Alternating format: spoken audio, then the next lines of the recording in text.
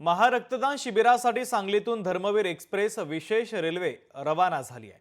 उदय सामंत आणि शिवप्रतिष्ठानचे संस्थापक संभाजी भिडे यांच्या हस्ते यावेळेस विशेष रेल्वेला झेंडा दाखवण्यात आला। 9 ऑगस्ट रोजी जम्मू काश्मीरमध्ये उपमुख्यमंत्री एकनाथ शिंदेंच्या उपस्थितीमध्ये पार पडणाऱ्या सिंदूर महारक्तदान शिबिरामध्ये सहभागी होण्यासाठी ही रेल्वे आता रवाना झालेली आहे।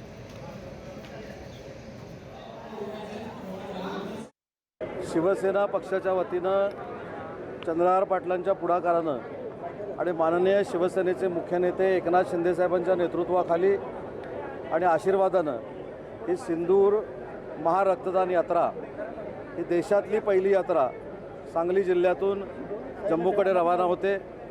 ज्या सैनिकांच्या जीवावर आपण जगतो, ज्या सैनिकांच्या जीवावर आपण सुखाची झोप घेतो, त्यांच्यासाठी रक्तदान करणारा हा अतिशय ऐतिहासिक असा क्षण आहे।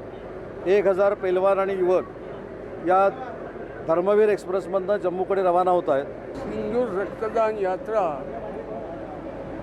हा अलौकिक अजोड अतर्क्य कुचितला कार्यक्रम आहे। आज सांगली जिल्हा माझा आज हा उपक्रम करत आहे। गेले अनेक दिवसापासूनची माझी इच्छा होती की आदरणीय एकनाथ शिंदे साहेब व उदयजी सामंत साहेब यांच्या मार्गदर्शनाने पूर्ण होते। खरोखर आज आमच्या सांगली जिल्ह्यातील सर्व नागरिकांना ह्या गोष्टीचा अभिमान आहे आणि गर्व आहे, कारण ही यात्रा आज खरोखर गेल्या 77 वर्षामध्ये कधीही न झालेला उपक्रम आज आपण सांगली जिल्ह्याच्या वतीने करतोय। लोकशाही मराठी ऐका, पहा, जागरूक रहा।